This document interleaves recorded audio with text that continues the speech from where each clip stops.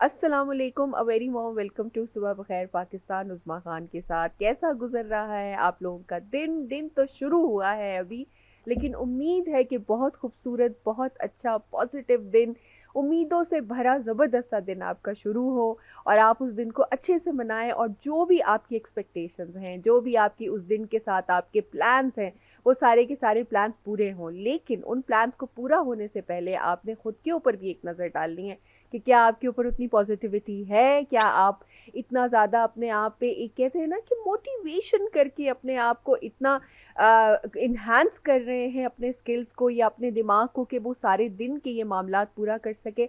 और सबसे बढ़कर ये कि इफ़ समथिंग गोज़ रॉन्ग, होता है ना, हम काम करते हैं, प्लान्स करते हैं, चीज़ें करते हैं, तो बहुत सारे जो आपके होते हैं वो नहीं भी होते।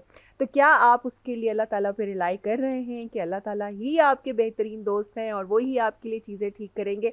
अगर तो ये सब आप करते हैं, ये सारे लवाज़मात आप पूरे करते हैं, तो देखिएगा कि जैसे अल्लाह ने वादा किया है, कोई भी चीज़ हो, कोई भी काम हो, at the end of the day it's going to happen and it's going to happen in the best of the ways. सिर्फ़ करना ये है कि करना है अल्लाह ताला पे यकीन, खुद करनी है थोड़ी-सी मेहनत, और उसके बाद से ये सारी चीज़ें जो है ना, they will get in line for you. चाहे अभी डाउनफॉल हो या एक आप समझ रहे हैं कि वो चीज़ नहीं हो पा रही है, लेकिन इवेंचुअली ये सब होके रहता है और बहुत खूबसूरत तरीके से होता है। तो इसी खूबसूरत मैसेज के साथ अपने प्रोग्राम का बाकायदा आगाज़ करते हैं।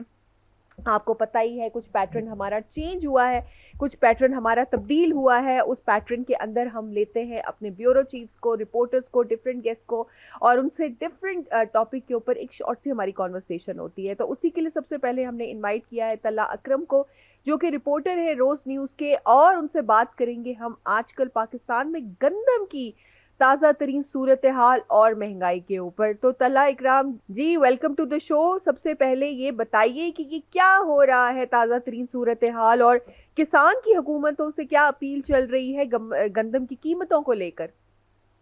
First of all thank you so much for having मी। और उस आपके सवाल के जवाब में जाने से पहले मैं यहाँ एक छोटा सा कमेंट करूंगा कि जिस तरह से आप शो का स्टार्ट लेती हैं माशाल्लाह, अल्लाह पर यकीन करने से, और यही मेरे ख्याल में बेहतरीन हल है।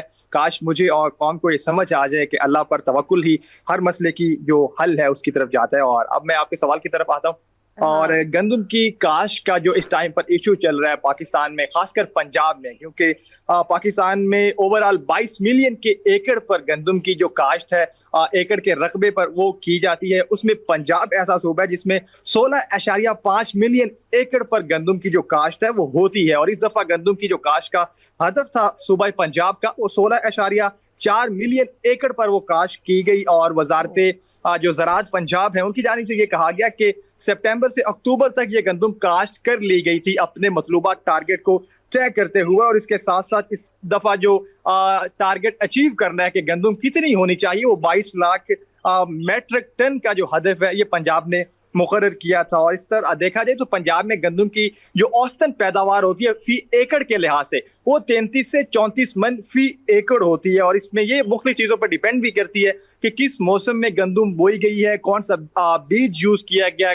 बैलेंस खाद यूज की गई नहीं की गई, और जो मौसमी हालात होते हैं ये बहुत ज्यादा डिपेंड करती है गंदम की जो फी मन एकड़ है इस पर। और इसमें अगर देखा जाए तो अब किसान हल के खासकर इस टाइम पर सोचने की जो बात है या जो परेशानी की थोड़ी बात है वो ये है कि किसान हल के जितने भी हैं, जिसमें आड़ती हो या दीगर व्यापारी हो, वो सारे मिलकर इस टाइम पर ये मौकफ अपनाए हुए हैं कि इस दफा मौसमी हालात की वजह से गंदम की जो फी मन पैदावार है एकड़ के रकबे के लिहाज से, वो 8 से 10 जो मन है वो कम है। क्योंकि मिड मार्च से लेकर अप्रैल के सेकंड वीक तक 3 से 4 स्पेल आए बारिशों के पंजाब में, और उसके बाद फिर फरवरी का लास्ट वीक और मार्च का जो फर्स्ट वीक था, इसमें एक तरह की हीट वेव आई सेंट्रल पंजाब और सदर्न पंजाब के बाज़ अजला में, जिनकी वजह से गंदम की पैदावार जो है उसका अभी शॉर्टफॉल चल रहा है। और इसके साथ अगर मजीद मैं आपको इंफॉर्मेशन जो है वो शेयर करूं तो इसमें अभी वजारत जो ज़राअत पंजाब है उनकी जानिब से ये कहा गया है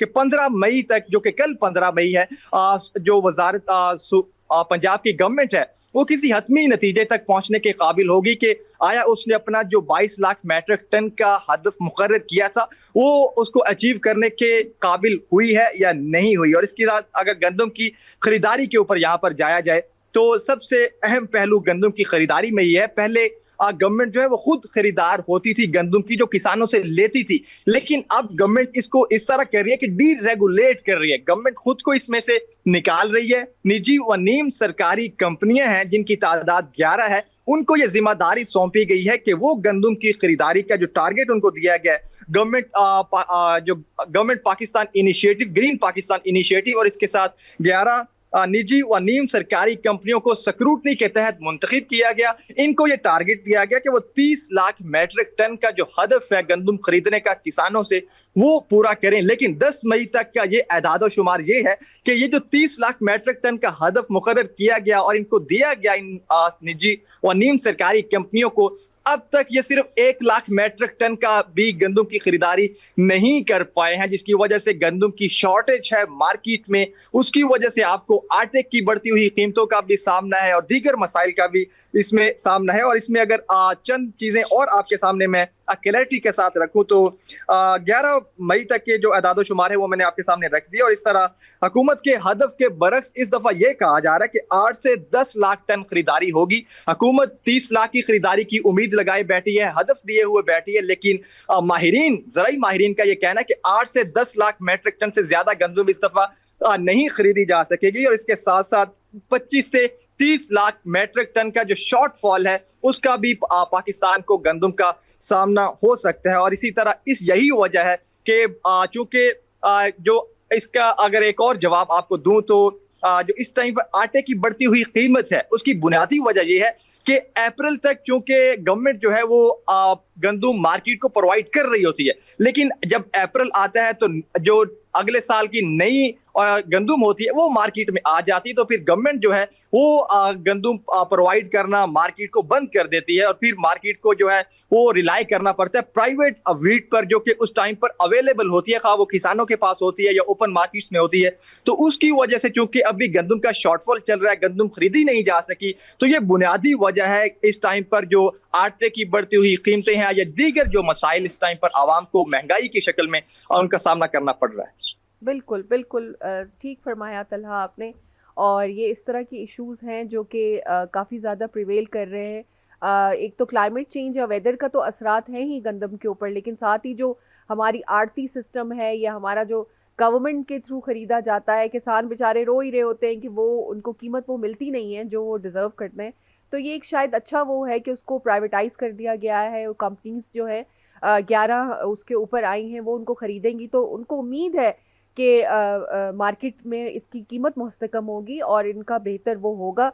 और आपने जो शुरू में फरमाया तलहा, बिल्कुल हम थैंक यू वेरी मच कि आपने अप्रिशिएट किया मैसेज को। आई थिंक उसी मैसेज को हमें इस पे भी देखना पड़ेगा कि पॉजिटिव होके ही इन चीज़ों का करना पड़ेगा। किसान बेचारे तो बहुत ज़्यादा हमेशा इस परेशानी में रहते हैं, लेकिन जो ये छोटे छोटे इनिशिएटिव्स हो रहे हैं पंजाब हुकूमत की तरफ से, उम्मीद है कि इसके असरात होंगे और पॉजिटिविटी जो है ना जी वो हर जगह इनकलकेट होगी और हर जगह चलेगी।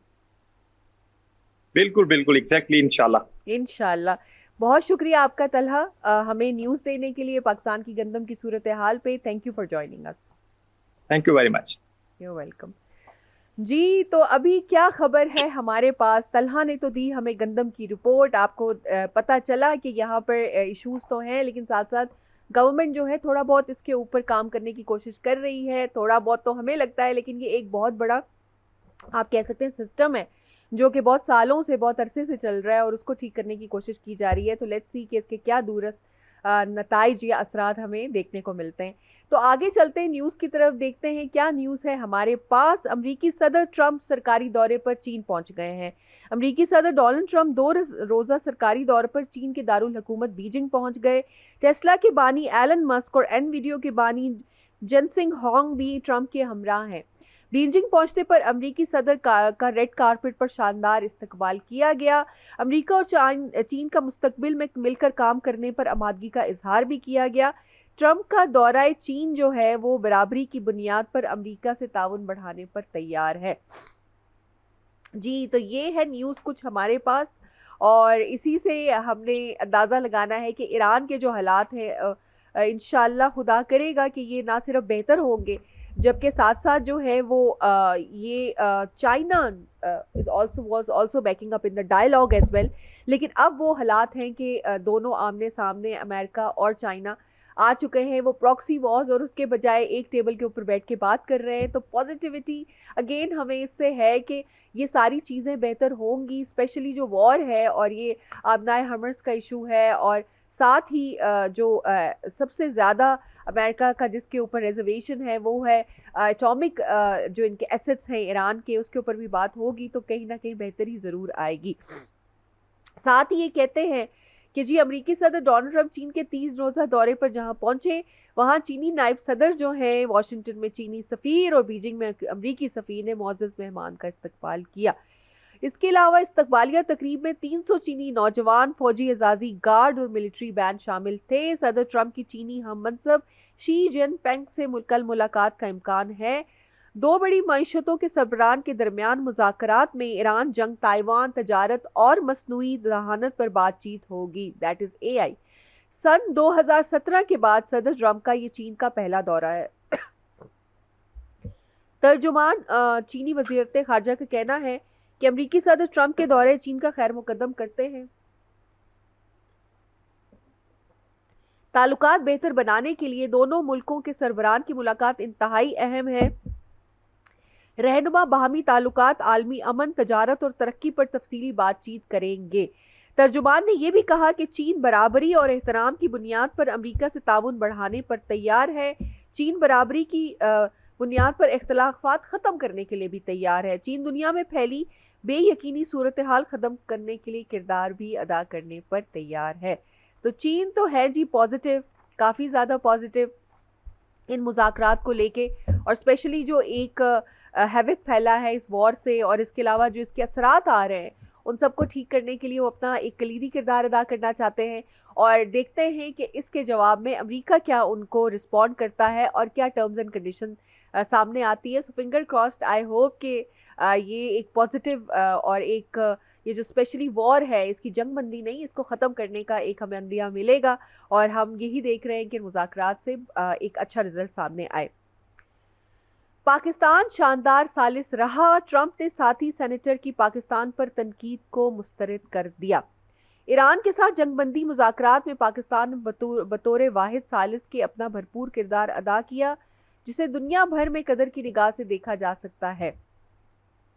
आलमी खबर रसा इदारे के मुताबिक अमरीकी सदर डोनाल्ड ट्रंप ने चीन में सहाफ़ियों से गुफ्तगू में एक बार फिर ईरान और अमरीका के दरमियान मुमकिन सफारती मुज़ाकरात में पाकिस्तान के किरदार की तारीफ की। सदर ट्रंप ने मजीद कहा कि पाकिस्तान शानदार मुल्क है, जिसके फील्ड मार्शल आसिफ मुनीर और वज़ीर आज़म शहबाज शरीफ ने ईरान के साथ जंगबंदी मुआहदे के लिए बेहतरीन किरदार अदा किया है। अमरीकी सदर पाकिस्तान और उसकी क़यादत के ईरान जंगबंदी मुआहदे में सालसी के किरदार की तारीफ बारहा कर चुके हैं, ताहम इस बार सदर ट्रंप के बयान की अहमियत कुछ और बढ़ गई। अमरीकी सदर लिंडसे ग्राहम, जो ट्रंप के करीबी साथी है, इन्होंने एक मतनाज़े बयान में ये कहा था कि वो पाकिस्तान को ईरान जंगबंदी में एक गैर जानिबदार सालिस तस्लीम नहीं करते। उनका आई थिंक यही कहने का मतलब था कि जी सारी जो हमदर्दियाँ हैं वो ईरान के साथ है, और इसमें ये गलत बात नहीं है कि हमारी आवाम की हमदर्दियाँ सारी ही ईरान के साथ है, लेकिन गवर्नमेंट जो है वो एक बहुत न्यूट्रल और एक बहुत शानदार किरदार अदा कर रही है। लेकिन अमेरिकन से फिर क्या एक्सपेक्ट करें, कभी उन्होंने कहते हैं दिल निकाल कर दे दिया, उसकी भी जान निकाल के दे दी, उसका भी ना किया। अफगानिस्तान वॉर के अंदर जो पाकिस्तान ने किरदार अदा किया है और उसकी कीमत आज दिन तक अदा कर रहा है, आज दिन तक वो उसका शुक्र अदा नहीं कर सके। तो ये जो सामने बैठे हुए चलें एक सालिस का ही किरदार है, डायरेक्ट किरदार नहीं है, वो उसको कैसे एक्सेप्ट करेंगे। तो कुछ लोग और कुछ चीज़ें हैं कि वो आप उनके साथ जितना अच्छा कर लें, जितना भी एहसान उनके कर देना, एहसान फरामोशी ना उनके अंदर है। लेकिन इशू क्या होता है, जब उनके ऊपर ये सब वक्त आता है तो फिर उनसे बर्दाश्त नहीं होता है, बड़ी तकलीफ में चले जाते हैं और फिर निकल भी नहीं पाते। तो कोई बात नहीं, पाकिस्तान अपना अच्छा किरदार अदा करता रहे जैसे इंसान करते रहते हैं, और इंशाअल्लाह इसका अजर हमें ज़रूर मिलेगा। We will get our return. और America on the other hand, देखिए ट्रंप ने भी तो साहब ने हमारी साइड ले ली, तो कहीं ना कहीं अगर बुराई है या ख़राबी है तो साथ उसकी अच्छाई भी चल रही है। सदर ट्रंप ने अपने ताज़ा बयान में साथी सेनेटर का नाम तो नहीं लिया, लेकिन जिस तरह पाकिस्तानी क़यादत के सालसी के किरदार को सराहा है, इससे साफ ज़ाहिर होता है कि वो सेनेटर लिंडसे ग्राहम के इल्ज़ाम को कोई अहमियत नहीं देते। कबल अजीज जब कतरी वज़ीर आज़म से ईरान जंगबंदी मुआहदे में सालिस का किरदार अदा करने के हवाले से पूछा गया तो उन्होंने भी ये कहा था कि किरदार पाकिस्तान बेहतरीन तौर पर अदा कर रहा है, किसी तीसरे मुल्क की ज़रूरत नहीं है। ईरानी क़यादत भी मुतअद्दिद बार पाकिस्तान के सालसी के किरदार और मशरिक़ वस्ता में क़याम अमन के लिए कोशिशों को सराहते रहे। ईरानी वफ़द ने पाकिस्तान का दौरा भी किया और गाहे बगाहे टेलीफोनिक रब्ता भी रहता है। पाकिस्तान की इस आला सिफारतकारी ने मौजूदा सूरत हाल में एक मुमताज़ मुकाम अता कर दिया है, जिसके मुअत्तिर खुद अमरीकी सदर डोनाल्ड ट्रंप भी हैं। तो एज वी सेड के जब आप अच्छा एक करते हैं इनिशिएटिव, ये नहीं होता कि बहुत मुश्किल होता है कि हर दफ़ा आपको उसका रिटर्न दिया जाए। रिटर्न अल्लाह ताला देते हैं, आप अच्छा करते जाएं और उसका मिल ही जाता है। तो ये सबके सामने है कि कितना ज़्यादा उन्होंने इस बात के ऊपर फोर्स किया कि नहीं, पाकिस्तान का कोई किरदार नहीं है, चाहे वो इंडिया की तरफ से हमें मुज़ाहमत का सामना है, चाहे अंदर से ही यूएस की जो डिफरेंट पॉलिटिकल रिजीम्स हैं, पार्टीज़ हैं, उनके वहाँ पे पॉलिटिशियंस हैं, वो कंटिन्यूसली पाकिस्तान के काम को या जो एक उन्होंने किरदार अदा किया है उसको डिमीन करते रहते हैं। उसके बावजूद like when the president himself is speaking about the role of Pakistan in these dialogue, then it's all said and being done. किसी और के कहने से कोई फ़र्क नहीं पड़ता। तो यही हाल है इस वक्त जो ट्रंप साहब की तरफ से पाकिस्तान के किरदार को सराहा जा रहा है और एक बड़ा प्रोमिनेंट एक उन्होंने आसिफ मुनीर साहब के लिए, शहबाज शरीफ साहब के लिए नाम ले के वो बार बार इस चीज़ को रिकग्नाइज़ करते हैं और जिस तरह से उसकी पजीराई होती है सारी दुनिया में वो सुना जाता है और नंदलेस नेगेटिव भी लोग देखते हैं, लेकिन एक पॉजिटिव बार बार अगर दिया जा रहा है तो पाकिस्तान का किरदार क्या है कि उसकी मेहनत क्या है, वसूल हो रही है, ये फ़ैसला आप लोग करेंगे। जी तो ये थे जी हमारी डिफरेंट तरह की न्यूज़, लेकिन उसके साथ साथ हमारी और भी न्यूज़ हैं जो कि साथ साथ चल रही हैं, जैसे कि आईपीपीज को दफन कर दें, अब बिजली को इतना सस्ता करने जा रहे हैं कि लोग बैटरी में महफूज करके रात को इस्तेमाल कर सकेंगे। अवैस लगारी इस्लामाबाद एनएनआई वफाकी वज़ीर अवैस लगारी ने तवानाई सेक्टर की इस्लाहात को मुल्क के लिए बहुत अहम करार दे दिया और कहा कि हमने आईपीपीज को आइंदा के लिए दफन कर दिया है। उन्होंने बयान में कहा कि तवानाई सेक्टर इस्लाहात के बाद सन्नत व ज़राअत के लिए बिजली के नर्ख मुख्तलिफ होंगे। इन्होंने कहा दिन के वक्त B3 और B4 के लिए 6 से 7 रुपये सस्ती बिजली देंगे। हम बिजली को इतना सस्ता करने जा रहे हैं कि लोग बैटरी में सेव करके रात में इस्तेमाल करेंगे। वफाकी वज़ीर ने कहा कि हम मौका दे रहे हैं कि प्राइवेट कंपनियां आएँ और ख़ुद स्मार्ट मीटर लाएं। इन्होंने कहा कि कोई डिफेक्टिव मीटर 3 माह से ज़्यादा ना चलेगा ताकि बिलिंग का बोझ ना आए। हमने आईपीपीज को आइंदा के लिए दफन कर दिया है। भाई हम तो यही कहते हैं, आपके मुंह में घी शक्कर। अगर आप ये कहते हैं कि बिजली इतनी सस्ती कर देंगे कि जी लोग अश अश कर उठेंगे, तो अभी तो खैर उफ उफ कर रहे हैं, इतने परेशान हैं कि आप जाके पूछिए तो सही।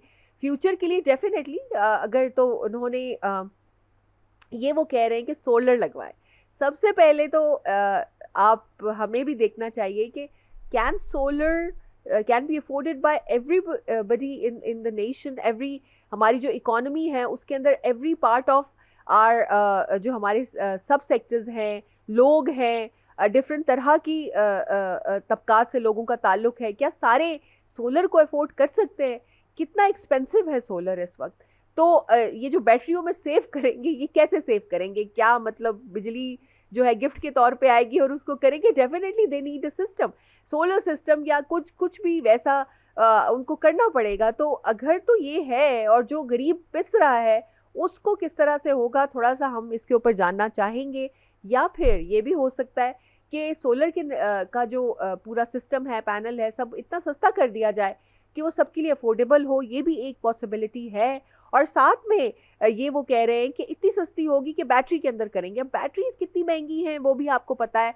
तो क्या ये एक चांस है कि आप प्राइस को कम कर रहे हैं और अफोर्डेबल बना रहे हैं सबके लिए? अगर तो ये बात है तो अवैस लगारी साहब, आप फ्यूचर में, पास्ट में, सारे काम के ऊपर ना आपको लोग दुआएं देंगे, याद रखेंगे अगर आप ये काम करें गवर्नमेंट के साथ मिलके, क्योंकि बिजली एक ऐसी चीज़ है जो जितनी महंगी हो रही है उसका भी इन्फ्लेशन पे डायरेक्ट असर पड़ रहा है। तो जी, इस सारी न्यूज़ के बाद अब हुआ चाहता है प्रॉपर न्यूज़ ब्रेक का वक्त।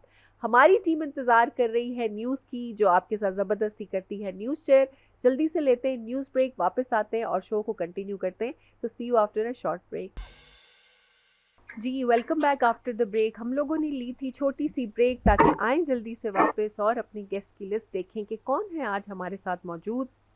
हमारे साथ मौजूद हैं गुलाम रसूल साहब, जो कि है एक्स एम्बेसडर। इनके साथ आज बात करने लगे, डिस्कस करने लगे कि ट्रम्प साहब जो गए हैं चाइना के साथ, क्या है ऐसे मामला जिनको वहाँ पर देखेंगे, क्या हमें उम्मीद है कि किन चीज़ों की बेहतरी हम एक्सपेक्ट कर सकते हैं। So welcome to the show Ghulam Rasool साहब। थैंक यू जी, बहुत शुक्रिया मैम, थैंक यू जी। थैंक यू सो मच, शुक्रिया जी, यू आर मोस्ट वेलकम। थोड़ा सा अपने बारे में बताइए, अपना थोड़ा सा बैकग्राउंड बताइए, फिर हम आपके साथ सवाल और जवाब शुरू करते हैं। मैं अपना क्या बैकग्राउंड बताऊं, तो अपने आपके ऑडियंस बहुत सारे वाकिफ हैं मेरे साथ। मैं तो फॉर्मर डिप्लोमेट हूँ, एम्बेसडर ऑफ पाकिस्तान भी रहा हूँ मुख्तलिफ कंट्रीज में, और आजकल मैं एक थिंक टैंक को हेड करता हूँ, global and regional studies centre at IUBM university in Karachi, और मैं पढ़ाता भी हूँ इंटरनेशनल रिलेशंस भी और पाकिस्तान स्टडीज भी, तो और लिखता भी हूँ। जी जी, और आपके तो चैनल पे कभी न कभी आप लोग बुलाते रहते हैं तो मैं आता रहता हूँ। तो मेरा चाइना के साथ मेरा इसलिए बनता है कि मैं in the ministry of foreign affairs में जब था तो उसमें हमने चाइना पे ही मैंने काम किया। हम उसे कहते हैं डायरेक्टरेट होते हैं जो डेडिकेटेड होते हैं to the region. So I dealt with China for about 3 years 4 years, और उसमें 2-3 बड़े बड़े डेलीगेशंस भी, जिसमें 2 प्राइम मिनिस्टर्स डेलीगेशंस लेके गए, और उसमें क्योंकि जब वो प्राइम मिनिस्टर जाता है तो पूरा हर चीज उसमें डेवलप होती है। तो अब ये जो चाइना और US के दरमियान असल में अगर उसको समझा जाए अपने ऑडियंस के लिए, अपने लिए, तो ये एक इमर्जिंग पावर है चाइना, और जो अमेरिका है वो एक एग्जिस्टिंग पावर है। अब ये समिट एक लिहाज से एक इमर्जिंग पावर और एक एग्जिस्टिंग ग्लोबल पावर का है। और क्यों है? उसमें 3 उसकी डायमेंशंस है, bilateral, regional and global. Bilateral में ये है कि उनकी दे आर ट्रेड कॉम्पिटिटर्स, हमें पता है इस चीज का। थोड़ा सा इसमें आई थिंक बैकग्राउंड देना जरूरी है कि इट वाज पाकिस्तान अल्हम्दुलिल्लाह जिसने चाइना और अमेरिका के दरमियान ब्रिज का काम किया, और उस 1971 में जब पाकिस्तान ने प्रेसिडेंट निक्सन का दौरा, और उससे पहले किसिंजर जो सेक्रेटरी ऑफ स्टेट थे, उनको फैसिलिटेट किया, और उससे पूरी जो geopolitics of the world got changed. तो उस लिहाज से ये बड़ा इंटरेस्टिंग है कि हम दोबारा फिर देख रहे हैं अमेरिका और चाइना को के प्रेसिडेंट को बैठे हुए कि वो किस तरह से आगे चलेंगे। लेकिन वो ये समिट उस वक्त आ रहा है जबकि हमारे खित्ते में और यूरोप में भी यहाँ पे ईरान के साथ इनकी जंग है, और हमने देखा है कि यूरोप में रशिया और यूक्रेन की जंग है, उसमें भी एक लिहाज से वेस्टर्न पावर्स, अमेरिका खासतौर पर इन्वॉल्व है वहां पे भी और यहाँ पे भी। तो अब ये कि इसमें देखना ये है कि क्या बायलैटरल लेवल पे क्या होगा। मोस्ट लाइकली जो है मैं उसको कहता हूँ 3 T's इसमें जो है वो डिस्कस होंगी, ताइवान, टेक्नोलॉजी एंड ट्रेड। और ताइवान इसलिए कि ताइवान जो है वो चाइना का सबसे अहम मौजू है, जिसपे वो या एक वाइटल इंटरेस्ट है उसका नेशनल। हमें सबको पता हो, थोड़ा सा रिकॉल भी कर लेते हैं कि जब कम्युनिस्ट पार्टी ने मुकम्मल तौर पे जो है वो कब्जा एक लिहाज से अपना अवाम का जो है वहाँ हुकूमत कायम की चाइना में, तो ताइवान एक छोटा सा जजीरा है जो कि चाइना का ही हिस्सा है, वहाँ पे एक उनके जो उस वक्त सरबराह चंगशाह जो थे वो वहाँ चले गए और उसने एक इंडिपेंडेंस अपनी कर दी। और तकरीबन समझ लीजिए कि सेकेंड वर्ल्ड वॉर के बाद कोई 20-30 साल जो है वो ताइवान पोज करता रहा एज दी चाइना, और इवन सिक्योरिटी काउंसिल में वो बैठा रहा। छोटा सा आइलैंड है, few million people, I think 2 million or so उसमें फिर ये कि पाकिस्तान की वजह से चाइना को सिक्योरिटी काउंसिल का जो है वो मेंबरशिप का स्टेटस मिला, और वो फिर जब वेस्टर्न कंट्रीज के साथ, वेस्टर्न सिस्टम के साथ वो डेवलप कनेक्शन हो गए, तो जो आज हम देख रहे हैं China, it was not possible अगर वो उस वक्त हम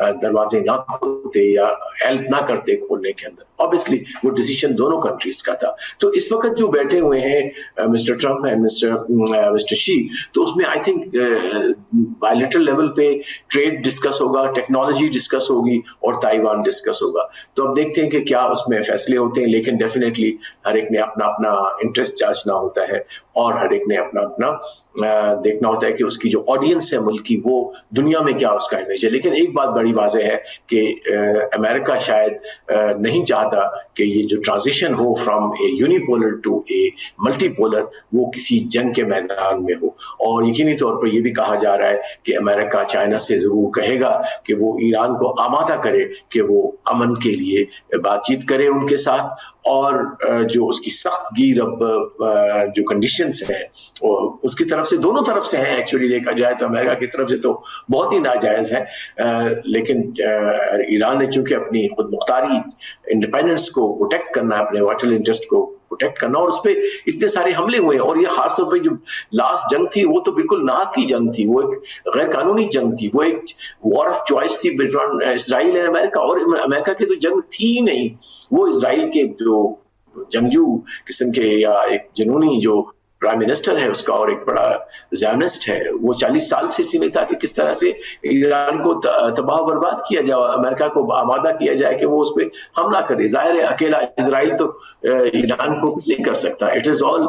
और अभी भी जो वेपन इस्तेमाल हुए हैं वो अमेरिका के हुए हैं, जिसकी वजह से उनके जो 3 इंपॉर्टेंट न्यूक्लियर साइट्स थी उस पर हमला किया, उनको तबाह बर्बाद किया। उसके अलावा कहते हैं 13,000 जो है वो उन्होंने टारगेट जो है वो हिट किए। सो बड़ी तबाही मची है उसके अंदर, और पाकिस्तान का जो मीडिएशन का रोल है वो भी डेफिनेटली डिस्कस होगा, और चाइना ने भी इसको सपोर्ट किया। अमेरिका अभी तक भी कहता है कि हमारी मीडिएशन के लिए अगर एतमाद है तो वो पाकिस्तान के ऊपर है। तो इंशाल्लाह Pakistan will continue to play this role, और ये जो उनका अभी दौरा है उसमें यही तवक्को है कि वो अपने बायलैटरल जो टेक्निकल और ट्रेड, क्योंकि बहुत बड़ा डेलीगेशन भी गया है अमेरिका का उसके साथ है, इसमें बड़ी बड़ी कंपनीज है, एलन मस्क है और नवेदा का हेड है और बहुत सारे, और उसका बोइंग का जो है वो ये एक्सपेक्ट कर रहे हैं कि बहुत बड़ी डील भी हो सकती है बोइंग तैयारों को खरीदने की अमेरिका से, प्लस सोयाबीन खरीदने की हो सकती है। इसी तरह से जो रेयर अर्थ जो कि बहुत बड़ा मसला है इनके लिए, अमेरिका के लिए, जो कि 90% ऑफ द रेयर अर्थ निकलती भी है, प्रोसेस भी होती है और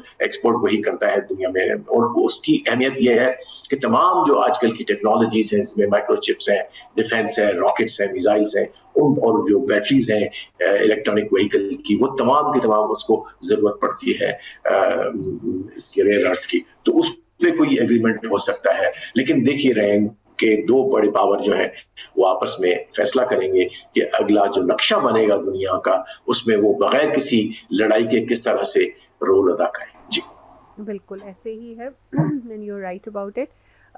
ये बताइए कि जो सिंस सेकंड जो डायलॉग है नेक्स्ट, इसका जो ट्रांजिशन अभी आ रहा है उसकी भी काफ़ी सुनवाई है, काफ़ी ज़्यादा लोग उस पर बात कर रहे हैं।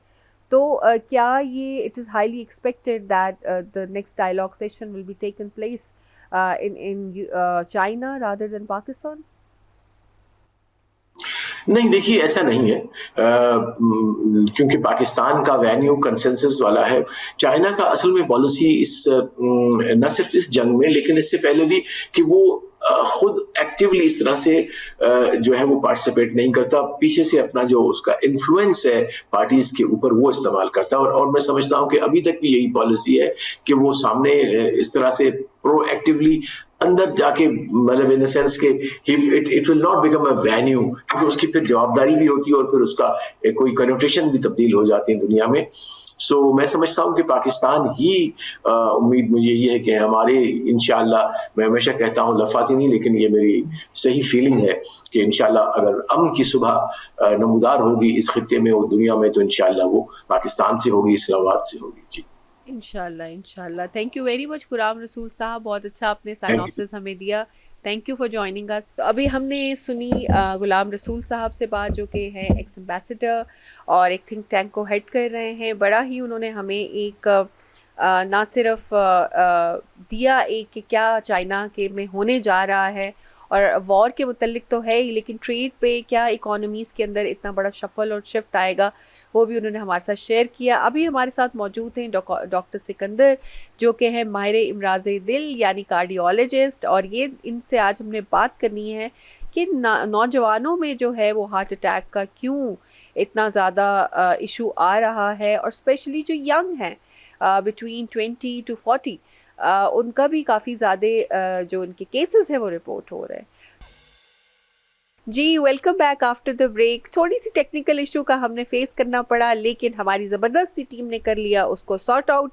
अभी हमारे साथ मौजूद हैं डॉक्टर सिकंदर साहब, जिन्होंने हमें स्ट्रेट कहते हैं for the horse mouth hospital से ज्वाइन किया है, जो हमें बताएंगे कार्डियोलॉजिस्ट की है वो, लेकिन माहिर इमराज दिल तो है ही, लेकिन उसके साथ साथ जो आज हमने उनसे पूछना है वो ये कि क्या तर्ज ज़िंदगी ऐसा इख्तियार किया जाए कि नौजवानों में जो हार्ट अटैक का ज़्यादा रेशो हो रहा है, प्रोपोर्शंस हो रहे हैं, उसको देखा जा सके। ये बताइए कि नौजवानों में जो हार्ट अटैक का बुनियादी वजूहात हैं वो क्या आपको लगती हैं कि जिनकी वजह से ये जो यंग लोग हैं उनमें ये ज़्यादा इंक्रीज हो रहा है? Ma'am actually world wide ischaemic heart disease की प्रेवलेंस वैसे बहुत ज़्यादा है, और स्पेशली हमारे पाकिस्तान में जो लाइफस्टाइल चेंजेस हैं, वो जो आजकल नई नस्ल है या जवान लोग हैं, वो लाइफस्टाइल चेंजेस उनको अडॉप्ट करने की ज़रूरत है।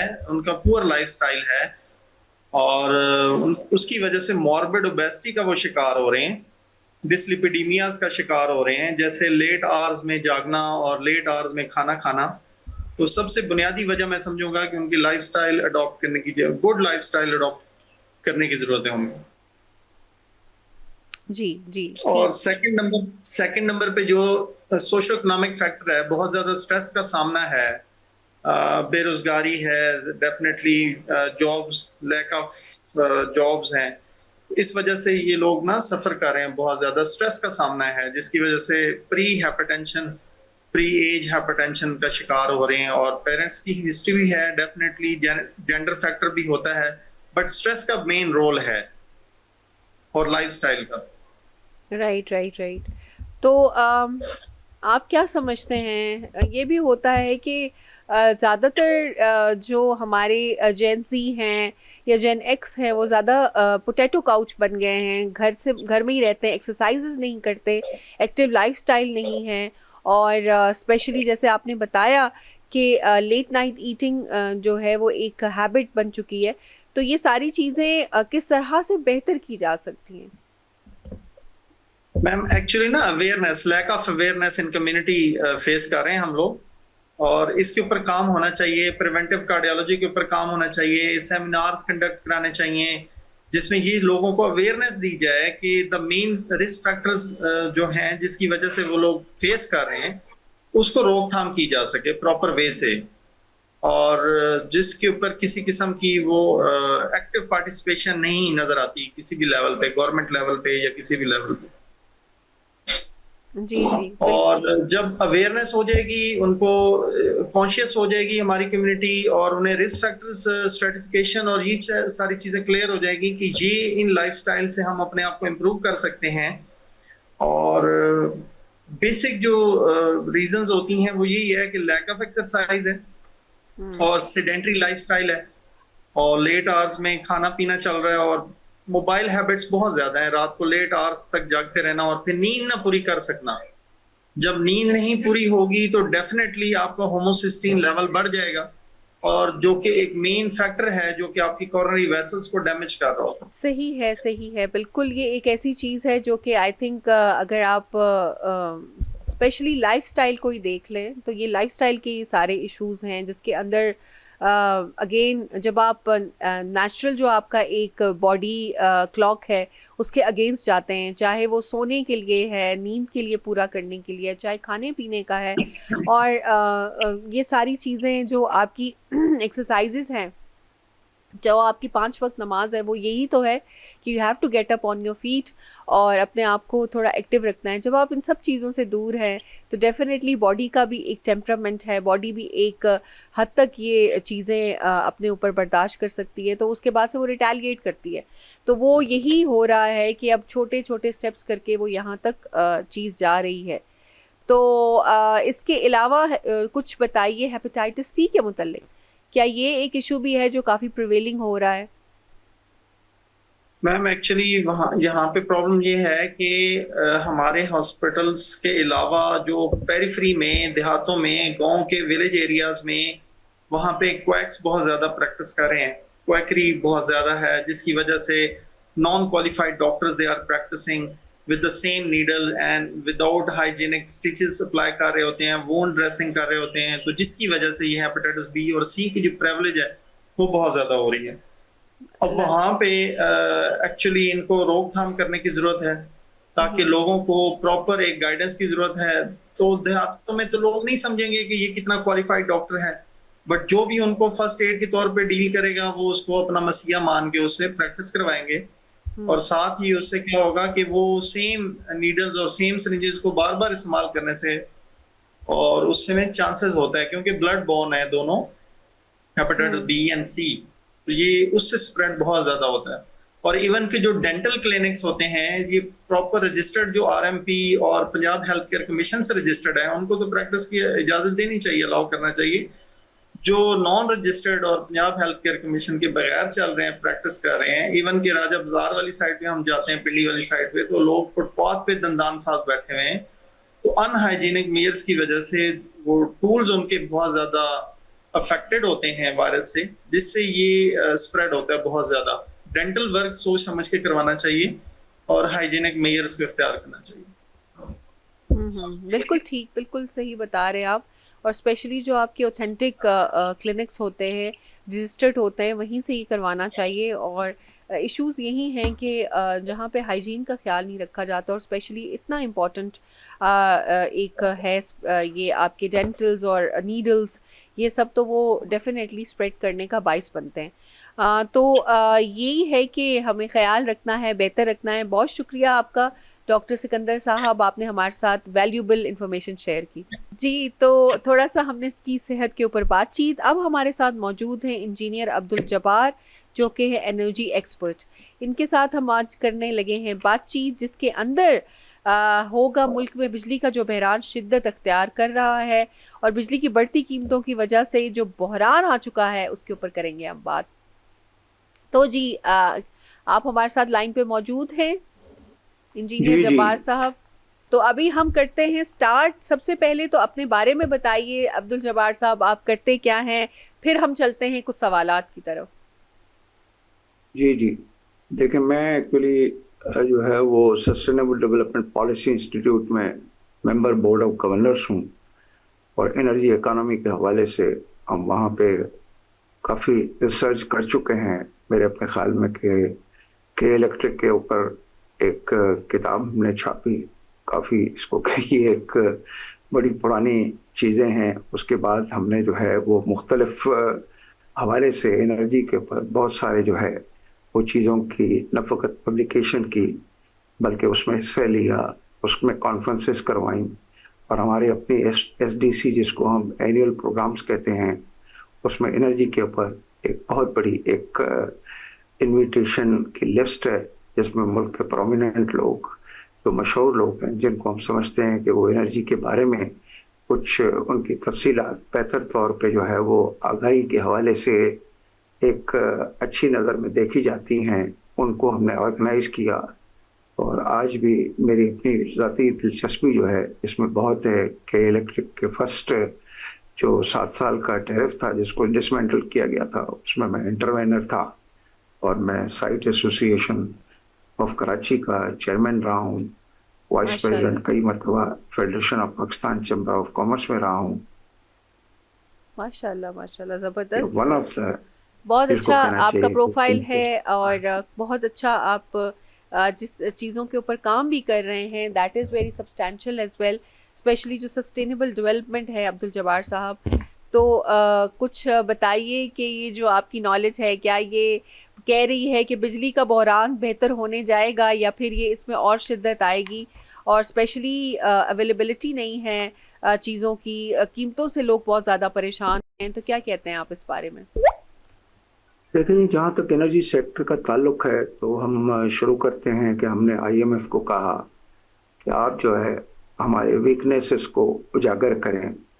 आईएमएफ ने पावर सेक्टर के हवाले से हमारे वीकनेसेस को न फकत उजागर किया, बल्कि मेरे अपने ख्याल में कि मैं उसको एक बहुत ही केयरफुल तरीके से ये कहूँगा कि वो एक चार्जशीट थी जो इस मुल्क में चीज़ों को जिस बदनज़मी के तरीके से जो है वो मैं कहूँगा कि मैशत के ऊपर एक ख़राब असरात जिसने छोड़े, उसके हवाले से वहाँ बातें थी। अब मैं उसको चूँकि बहुत ज़्यादा उसके पर बात नहीं करूँगा, क्योंकि एक बहुत बड़ी रिपोर्ट थी जिसको खुद हमारे वज़ीर ख़जाना ने कहा कि हमारे लिए कुछ ऐसी निशानदहियाँ की गई हैं जिस पे हमें काम भी करना है, और इन वीकनेसेस की निशानदही को किसी तरीके से हमें इसको रिमूव भी करना है। अब हम बातों को आगे लेकर चलते हैं।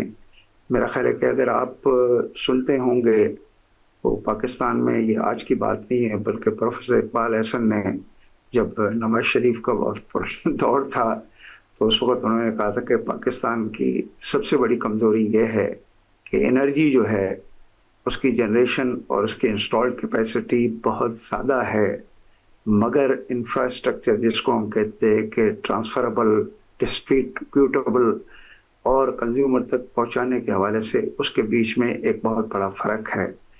ये बातें तो आपको 10-15 साल पुरानी हैं जब ये कही गई थी, मगर आज भी, आज के दिन भी जब हम ये बात कर रहे हैं तो हमारे खुद जो एनर्जी मिनिस्टर है उन्होंने भी इसको कंसीड किया हुआ है, बल्कि सिर्फ उन्होंने कंसीड नहीं किया गया है, बल्कि ये चीज़ें मेरे अपने ख्याल में कि इसी तरह एग्जिस्ट करती हैं कि पाकिस्तान के बारे में अगर आप मुख्तलिफ वेबसाइटों में जाएंगी तो आपको जो है इंस्टॉल्ड कैपेसिटी जो है वो 45,000 और 46,000 के करीब नज़र आएगी, जिसको बहुत रिसेंटली जो है हमारे मिनिस्टर ने उसको करेक्ट करने की कोशिश की कि लोगों को कुछ पता नहीं है। लोग जो है वो जिन आदाद और शुमार की बात करते हैं वो हकीकत वो नहीं है।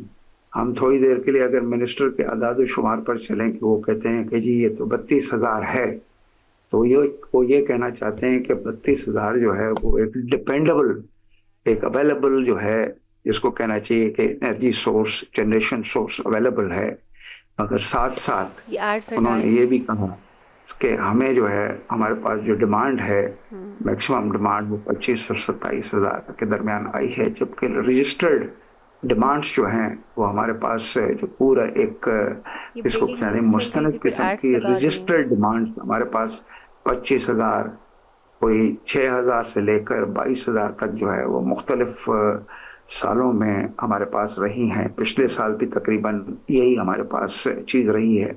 अब हम आगे आते हैं कि बिजली का बहरान, या बिजली के बहरान में अगर हमारे पास संजीदगी से हम बात करें, मिनिस्टर के बात के ऊपर ही चलते हैं कि जी 32,000 जो है डिपेंडेबल है और तमाम वेबसाइटें इंस्टॉल्ड फॉरेन के फिगर्स वगैरह 45,000 दिखाते हैं, तो आखिर हमारे पास लोड शेडिंग क्यों, जब आपके पास एक टैंकी में रिजर्व जो है वो इतना है कि आप जो भी एक डिमांड है उस डिमांड को पूरे करने की आपके पास सलाहियत भी है, अवेलेबिलिटी है, तब भी यहाँ लोड शेडिंग होती है।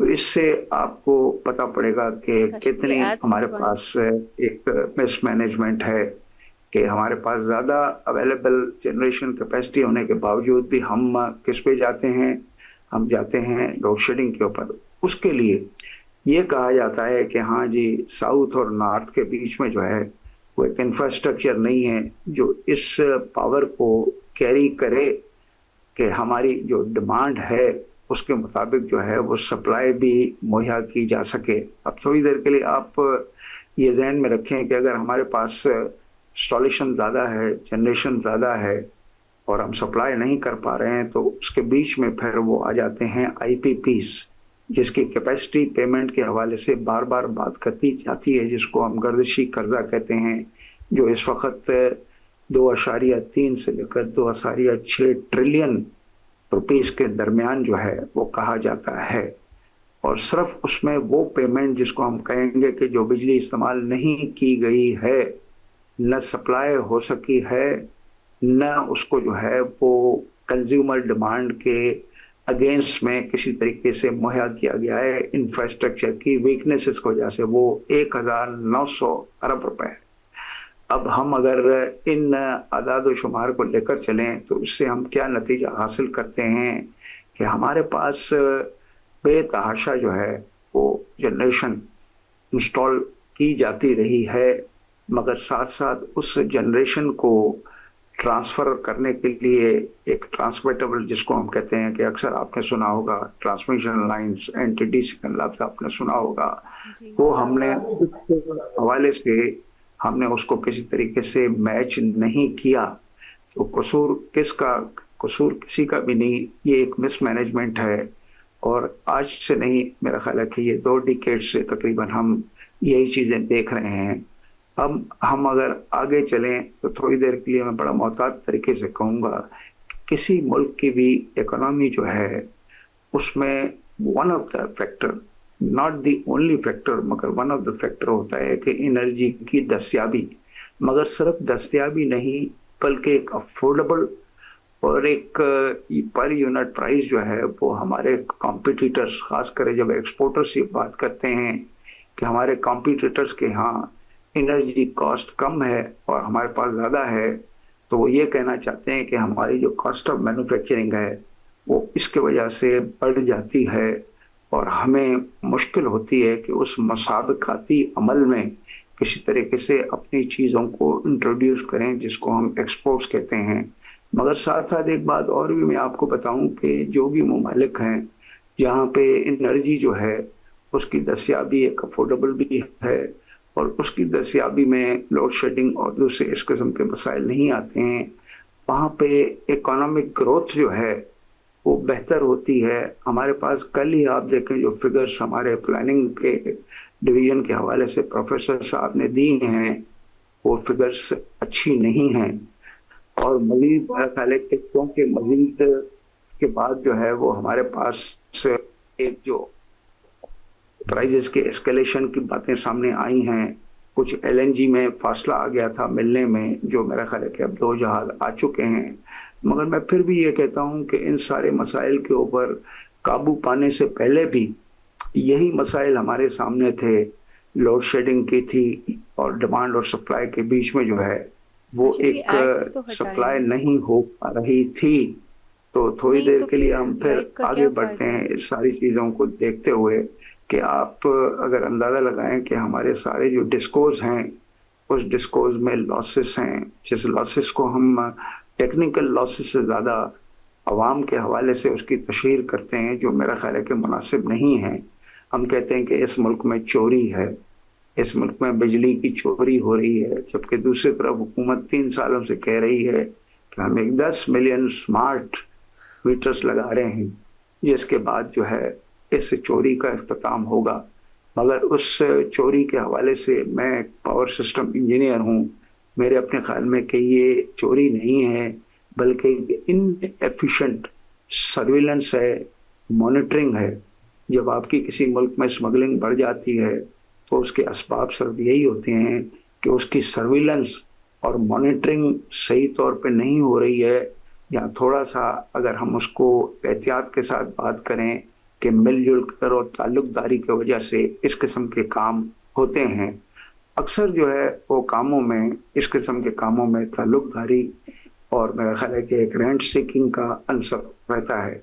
इसी तरीके से अगर हम बिजली की चोरी की बात करते हैं तो वहाँ पे भी अगर कोई भी एक सब्सटेंशियल पोर्शन चोरी का है तो उसमें भी एक ताल्लुकदारी जो है वो काम आती है। तो इसका मतलब ये है कि हमारे डिस्कोर्स जो हैं उसकी परफॉर्मेंस के ऊपर बहुत बड़ा क्वेश्चन है कि वो किसी तरीके से इस ताल्लुकदारी वाले अमल को कम नहीं कर पा रहे हैं।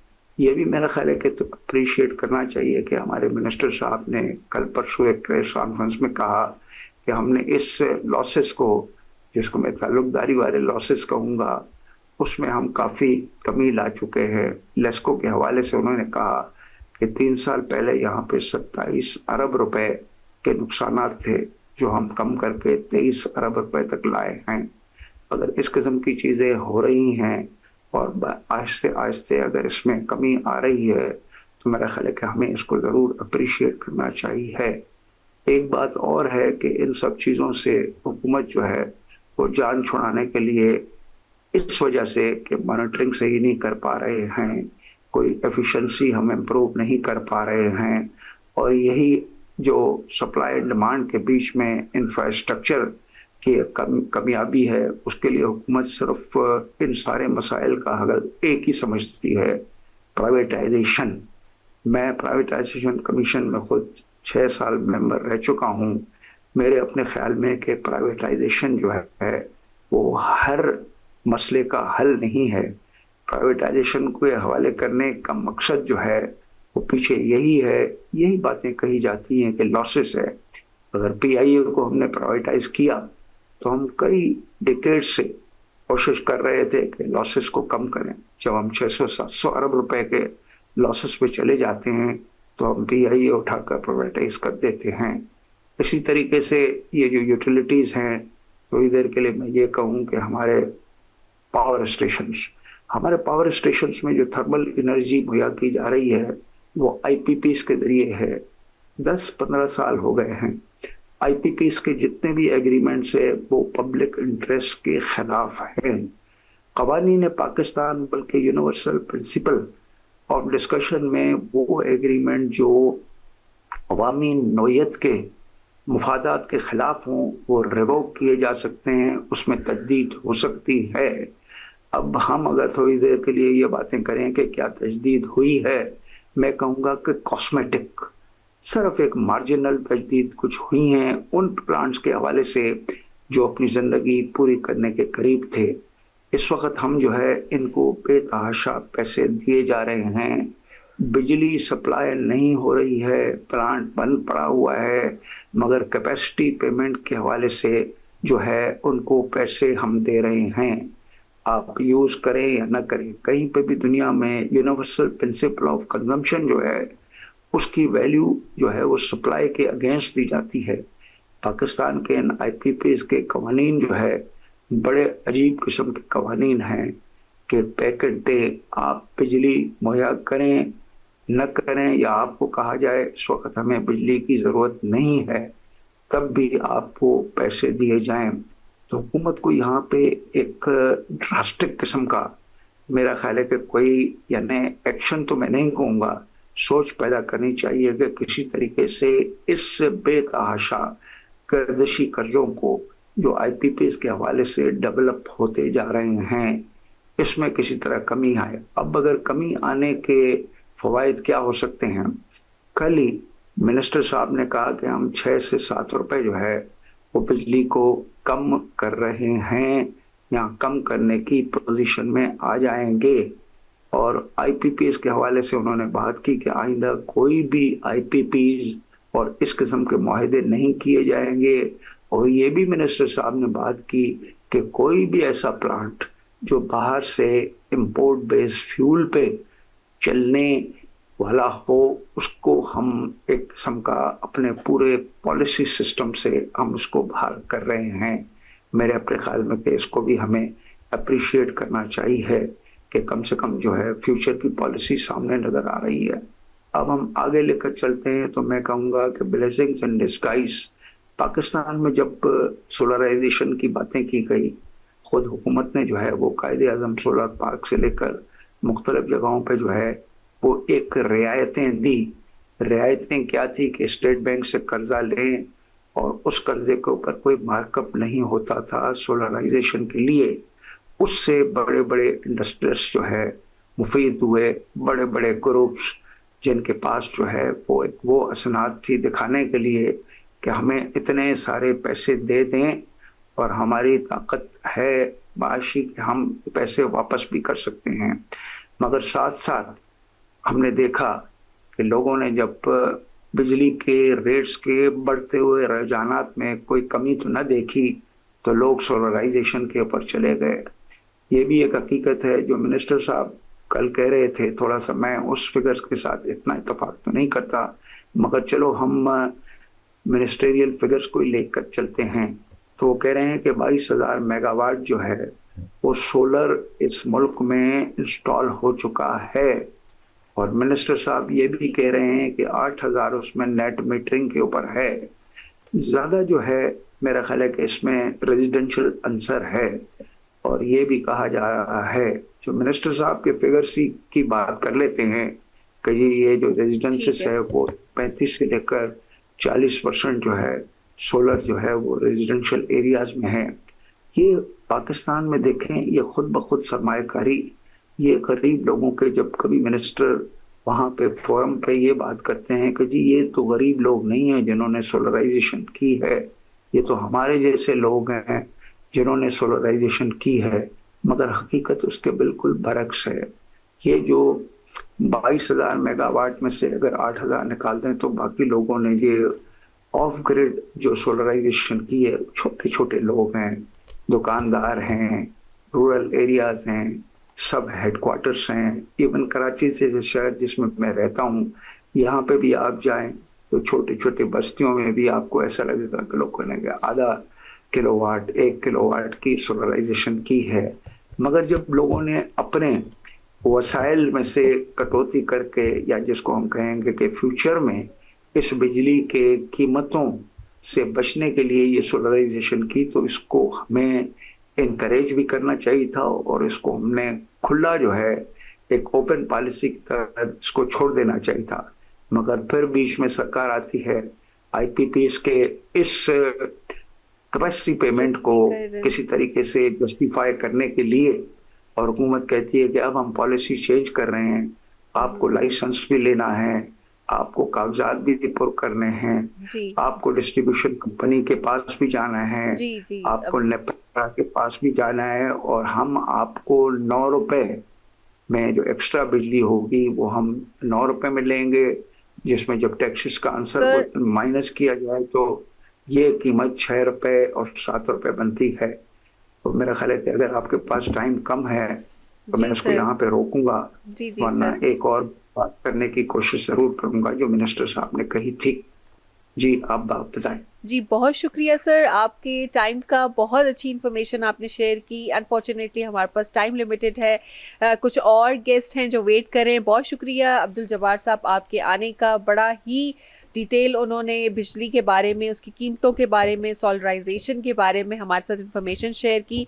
अब हमारे साथ मौजूद हैं डॉक्टर वसीम, जिनके साथ हम बात करने लगे हैं हेपेटाइटिस सी के मुतल्लिक। तो डॉक्टर वसीम साहब थोड़ा सा हमारे साथ शेयर कीजिए, क्या आजकल हेपेटाइटिस का इशू चल रहा है, कैसे उसको बेहतर किया जा सकता है और बचा जा सकता है? अस्सलाम वालेकुम, thank you for having me, वालेकुम सलाम, for giving me the opportunity to discuss this very important issue. देखें, रिसेंटली जो हमारे पास डेटा है उसके अकॉर्डिंगली कुछ इन्फेक्शियस डिजीजेज हैं जिनका स्प्रेड बहुत ज़्यादा बड़ा है। आपने रिसेंटली मीडिया में सुना भी होगा, HIV के बारे में भी और हेपेटाइटिस सी के बारे में भी। ठीक है, दोनों चीज़ें लिंक्ड इसलिए हैं क्योंकि दोनों का स्प्रेड, यूजुअली स्प्रेड की जो रीज़न है वो एक ही है। ठीक है, और वो है, मेजॉरिटी जो रीज़न उसकी आ रही है कि जो सिरिंजेस हैं डिस्पोजेबल नहीं होती, उनके बार बार इस्तेमाल की वजह से, चूँकि ये ब्लड बॉर्न डिजीज़ हैं दोनों, तो इन दोनों का स्प्रेड सिमिलर है।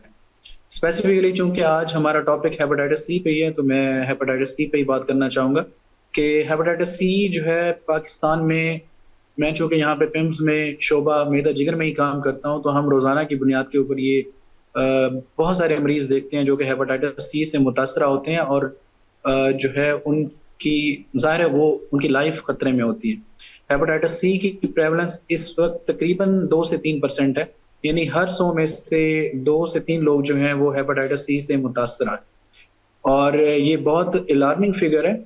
इससे पहले ये फिगर्स जो थे वो इजिप्ट में थे, और उन्होंने बड़ा अच्छा एक मॉडल क्रिएट करके इसको कंट्रोल किया था, और अभी ये हमारे मुल्क पाकिस्तान में भी अनफॉर्चुनेटली ये चीज़ें आ गई। जी, ठीक है। तो आपको क्या लगता है कि क्या फैक्टर्स होते हैं जो यूजुअली इसको स्प्रेड करने में या इसके होने में किरदार अदा करते हैं?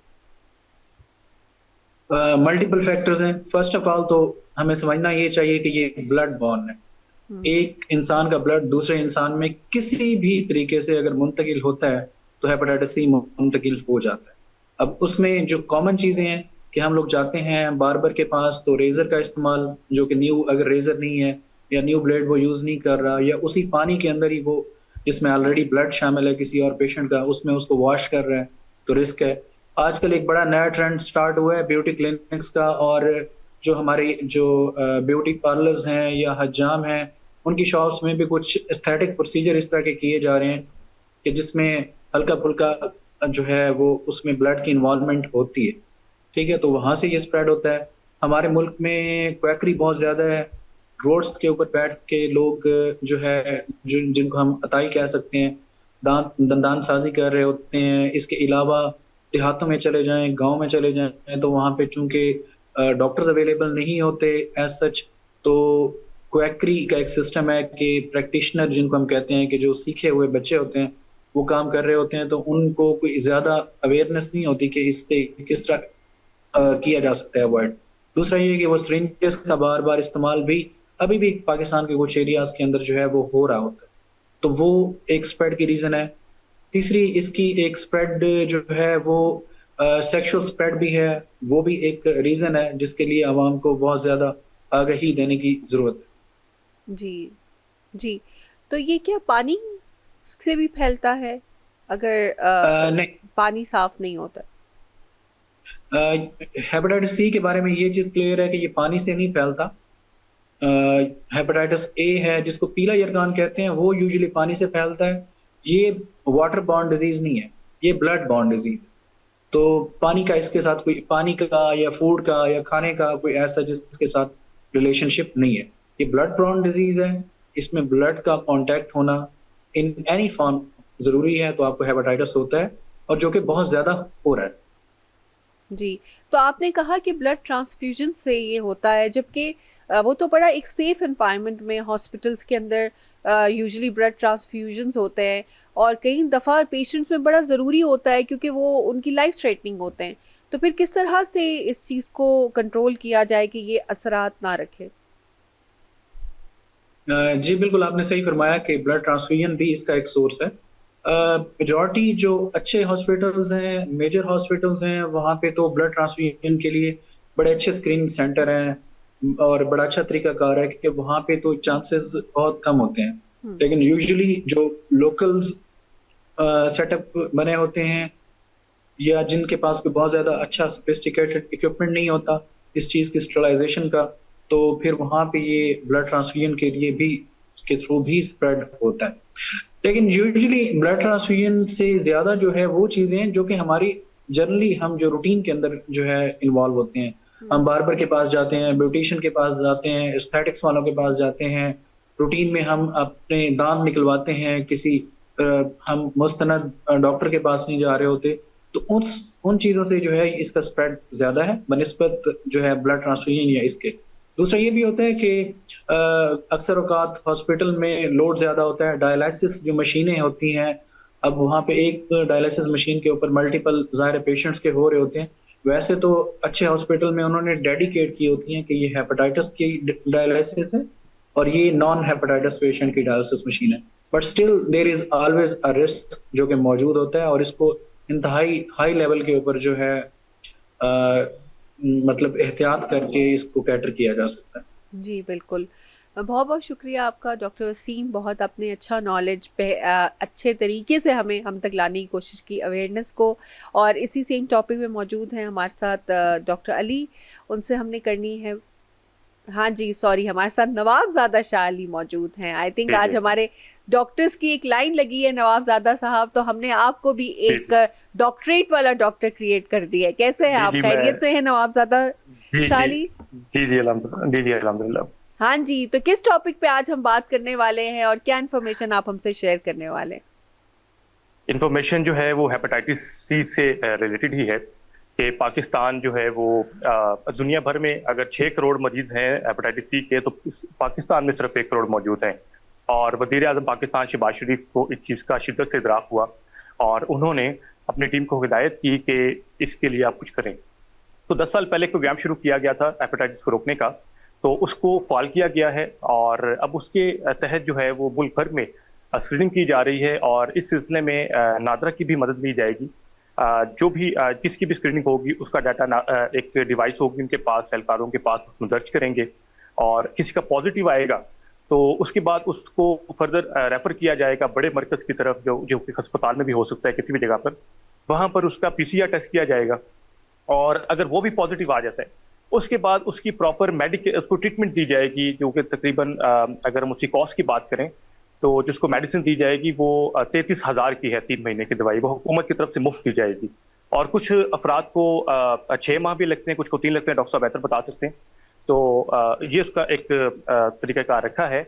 जबकि अगर मैं सेंटर्स की बात करूं कि कहाँ कहाँ कितने कायम किए जा रहे हैं, तो पहले मरहले में ये इस्लामाबाद, गिलगित बल्तिस्तान रीजन और ये इन 3 जगहों के हवाले से है। जो अदाद-ओ-शुमार हैं वो ये हैं कि पहले मरहले में 21 जो है वो सेंटर्स कायम किए जाएंगे, जिनमें से 6 गिलगित बल्तिस्तान में, 3 आज़ाद कश्मीर में और इस्लामाबाद में 12 हैं और बाद में इनको बढ़ाकर जो है वो 618 तक और ले जाया जाएगा। और इस सिलसिले में जो है वो सूबाई हुकूमतों से बातचीत जारी है, वहाँ पर भी कायम किए जाएंगे और पूरे मुल्क से डाटा इकट्ठा किया जाएगा। जबकि टोटल प्रोग्राम की जो लागत है वो बताया गया है कि 67 अरब रुपए इसकी कॉस्ट है और इसका जो टारगेट रखा गया है वो तकरीबन 2030 तक का टारगेट है कि हम पूरे पाकिस्तान को स्कैन करेंगे और जो इसमें हेपेटाइटिस सी के मरीज सामने आएंगे उनका ट्रीटमेंट करेंगे। और जिस तरह डॉक्टर साहब ने बताया कि इजिप्ट ने जो है इस सूरत हाल पर काबू पा लिया था, तो इजिप्ट और हमारी जो माशी या पॉलिटिकली सूरत हाल है तकरीबन मिलती जुलती है। तो हमें भी उम्मीद है कि अगर इसी तरह से इकदाम किए जाते रहे तो हम भी इजिप्ट की तरह जो है वो बहुत जल्द इस वबा के ऊपर, इस जो एक डिजास्टर कहेंगे कि इस पर काबू पा लेंगे। क्योंकि इसका जो इम्पैक्ट को हम अगर देखें तो नेशनल सिक्योरिटी भी आप उसको कह सकते हैं खतरे में है। क्योंकि जब कोविड आया आपने देखा कि बड़े बड़े जो हुकूमतें थी वो कोलैप्स कर गई थी। तो इस तरह अगर आपके मुल्क में 1 करोड़ जो है वो चलते फिरते, अब मैं से क्या कहूँ, जुम्बीस हैं कि बीमारियां लेके फिर रहे हैं और कभी भी उन्हें कुछ भी हो सकता है और अपने इर्द गिर्द के लोगों को मुतासिर कर सकते हैं, तो अगर इतनी बड़ी तादाद में मरीज आपके अस्पतालों का रुख करेंगे तो फिर आपका क्या निज़ाम सेहत पहले ही इतना बदतर है तो उस तो मजीद बदतर होने से कोई रोक नहीं सकेगा फिर। जी, ऐसा ही है, बिल्कुल ठीक बताया आपने। और ज़रूरत है कि जो हुकूमत है उस इनके ऊपर तदबीर इख्तियार करे, टाइमली एफर्ट्स किए जाएं ताकि ये इस चीज़ को ना सिर्फ कंट्रोल किया जा सके बल्कि ख़त्म करने की तरफ भी स्टेप इन हो। बहुत शुक्रिया नवाबज़ादा आपका इन्फॉर्मेशन शेयर करने का और एक प्रिसाइज हमें देने का कि क्या स्टेप्स लिए जा रहे हैं, कौन से सेंटर्स कायम किए जा रहे हैं। तो यहाँ पे जी हमारे शो का वक्त ख़त्म हुआ चाहता है। उम्मीद है कि आपके साथ एक अपडेटेड इन्फॉर्मेशन और रिक्वायर्ड इन्फॉर्मेशन हमने शेयर की होगी।